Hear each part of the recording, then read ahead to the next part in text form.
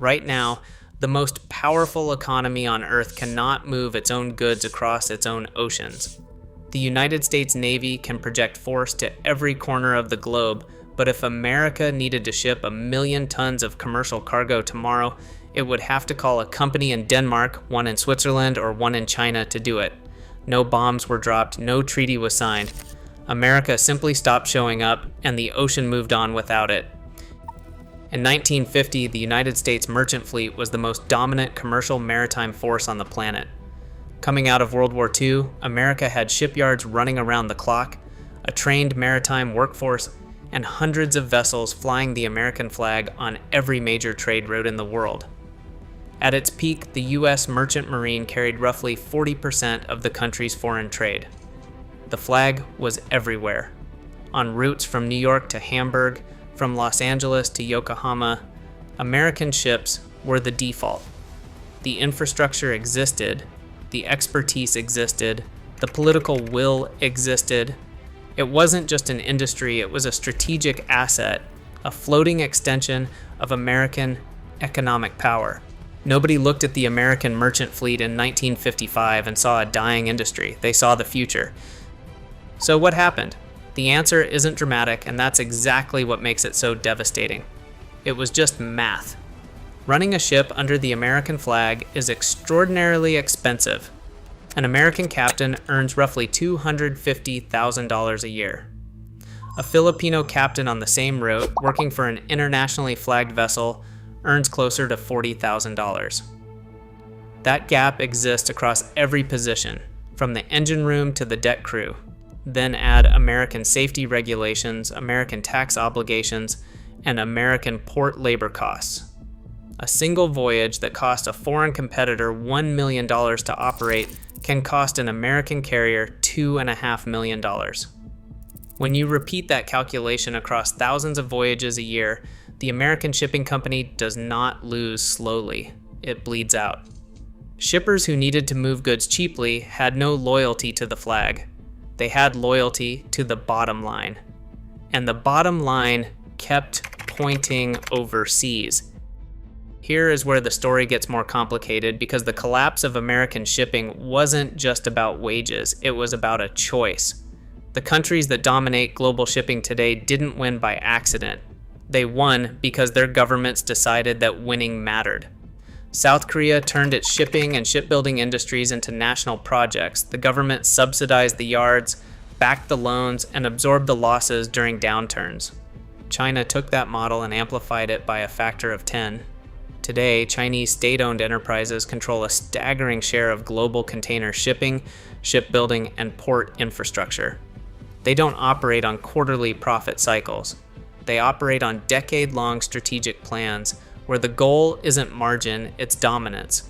Greece and Japan built their merchant fleets through generations of family ownership, political protection, and favorable tax regimes. Norway created entire financial structures to make ship ownership attractive to private capital. Every major maritime nation made a deliberate decision to protect and grow its fleet. The United States made a different decision. It decided the market should sort it out. The market sorted it out. By 2020, the U.S. controlled less than 1% of global container shipping capacity. Less than 1%. There is one law that sits at the center of every argument about American shipping, and it divides opinion like almost nothing else in maritime policy. The Jones Act, passed in 1920, requires that any cargo moving between two American ports must be carried on a ship that is American-built, American-owned, American-flagged, and crewed by American sailors. On its face, it sounds like exactly the kind of protection that should have saved the American fleet. But here is the problem.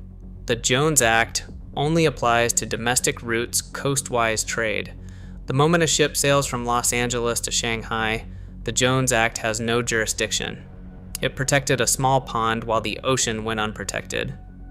And because American-built ships cost 5 to 8 times more to construct than ships built in South Korea or China, even the domestic operators shielded by the Jones Act are operating with vessels that are older, fewer, and more expensive than their international counterparts.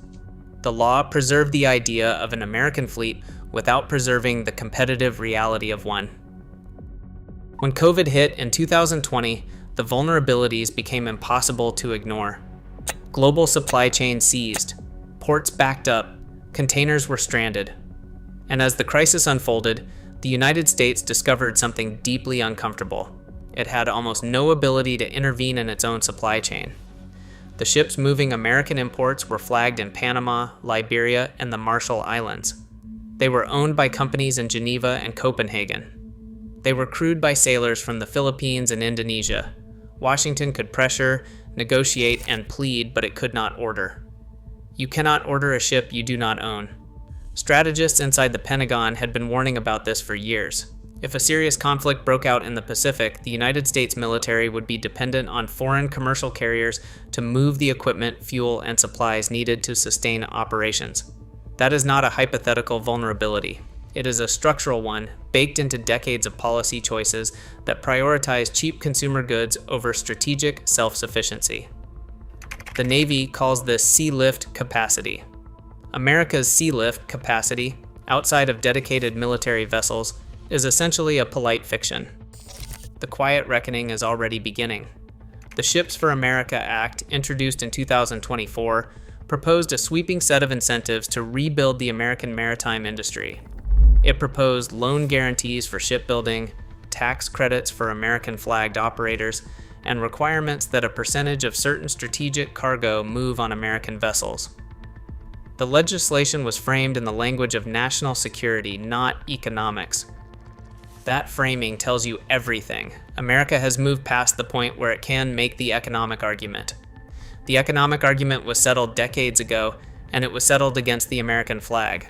The only argument left is the strategic one, and making that argument means admitting that somewhere between 1950 and today, the United States quietly handed the infrastructure of global commerce to other nations, not because it was forced to, but because it calculated, incorrectly as it turns out, that it did not need it. The ocean does not care about that calculation. The ocean just moves cargo.